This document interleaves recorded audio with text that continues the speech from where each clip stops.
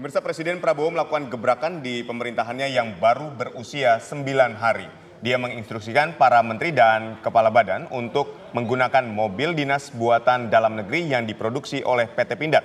Mobil ini pula yang terus-menerus digunakan Prabowo usai dilantik sebagai presiden hingga acara kabinet di Akmil Magelang. Indonesia memiliki cerita panjang tentang pembangunan mobil nasional yang umumnya kandas di tengah jalan. Akankah Presiden Prabowo Subianto membuat terobosan? Untuk membahasnya sudah bergabung bersama kami dosen dan peneliti Fakultas Teknik UGM, M. Arief Wibisono, dan juga ekonom dari Indef, Abra Tolatov. Selamat petang semuanya. Kita menuju ke Mas Abra terlebih dahulu. Mas Abra, dengan adanya instruksi yang disampaikan oleh Presiden Prabowo Subianto mengenai arahan untuk penggunaan mobil produksi dari PT Pindad ini, bagaimana kalau kita bicara dari perspektif ekonominya, Mas Abra?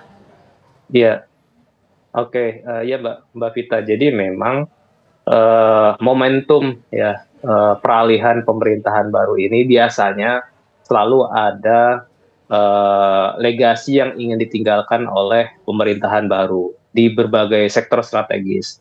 Salah satunya kan legasi yang bisa dirasakan dan dilihat langsung oleh publik adalah dengan menonjolkan ya produk buatan dalam negeri. Kita ingat di era Pak Jokowi dulu menggaungkan atau mendorong produksi mobil SMK dalam negeri, walaupun dalam perjalanannya juga mengalami banyak tantangan. Nah, kemudian hal ini juga sepertinya akan diulang oleh Pak Prabowo ya dengan memberikan pesan yang sangat tegas, jelas bahwa produksi dalam negeri ya PT Pindad mampu memproduksi kendaraan ya yang punya kualitas yang tidak kalah dengan produsen luar negeri, dan yang ingin pesan utamanya adalah bagaimana kita bisa membangun industri otomotif ya dengan kemampuan mandiri dari dalam negeri. Karena kan klaimnya bahwa Maung ini ya sudah bisa diproduksi dengan kandungan komponen TKDN itu lebih dari 70%. Ya, artinya menggambarkan bahwa secara produksi bahan-bahan bakunya sudah memadai dari pasokan di dalam negeri. Dan kalau kita bicara ekonomi, tentu ini harapannya memang tidak hanya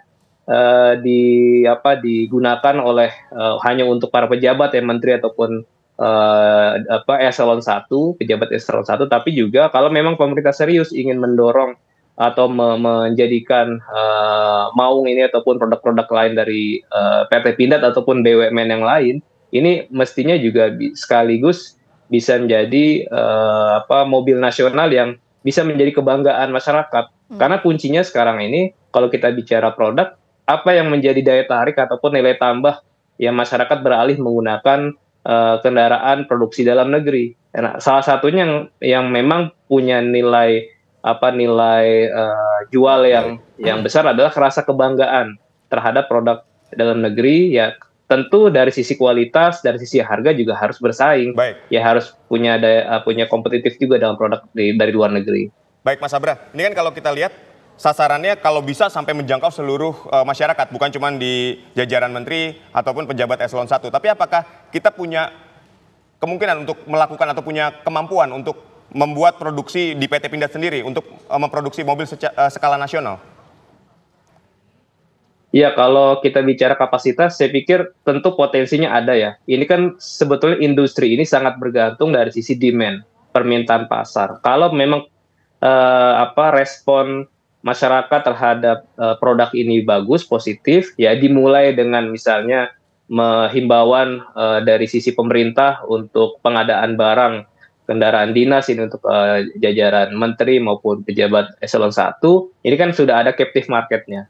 Kemudian nanti kita akan lihat pasti dari sisi akseptasi dari masyarakat, kira-kira ada nggak potensi pesanan dari masyarakat, ya tentu masyarakat yang memiliki kemampuan ya untuk bisa membeli kendaraan ini.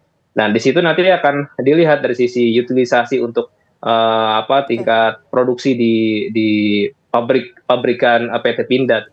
Kalaupun PT Pindad punya keterbatasan, tentu ini akan ada ruang untuk bagaimana melakukan ekspansi dan juga kolaborasi dengan perusahaan lain untuk bisa memproduksi secara lebih massal.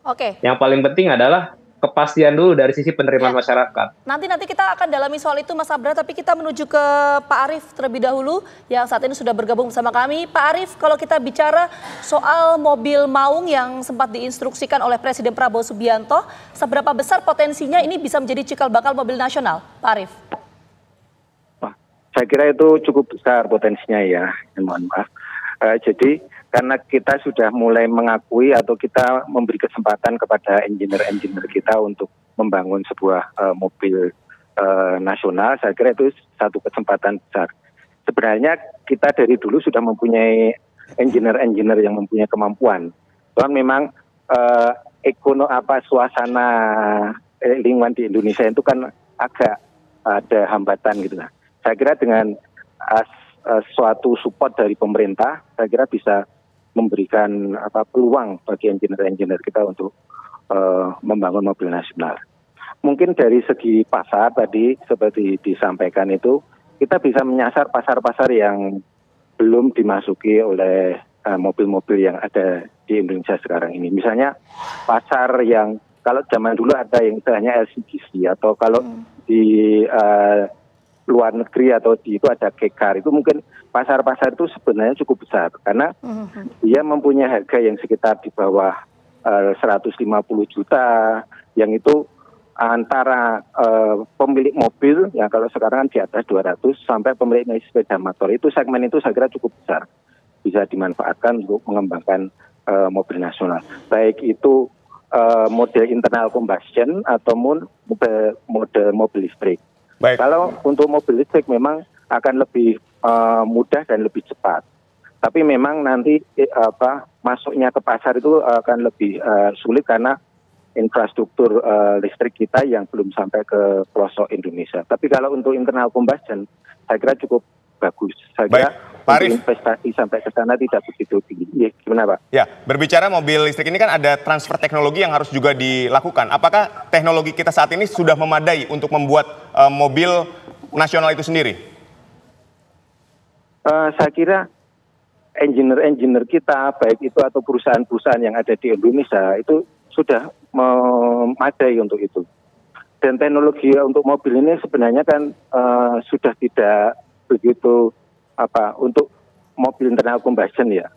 Itu ada teknologi-teknologi yang kita bisa kuasai atau teknologi yang sudah lama. Mungkin saya kira teknologi-teknologi itulah yang bisa dipergunakan untuk market-market di Indonesia. Untuk kendaraan listrik saja, saya kira teknologinya itu sudah proven dan kita bisa ambil dari beberapa negara untuk mengembangkan itu. Oke, Pak Arief, tapi begini, kalau tadi kan Pak Arief menyampaikan bahwa mobil maung produksi PT Pindad ini kan bisa jadi cikal bakal ya Pak ya untuk mobil nasional. Tapi nanti Pak, Ya, ini benar, Pak. apakah semua komponen ini memang berasal dari dalam negeri atau masih harus impor?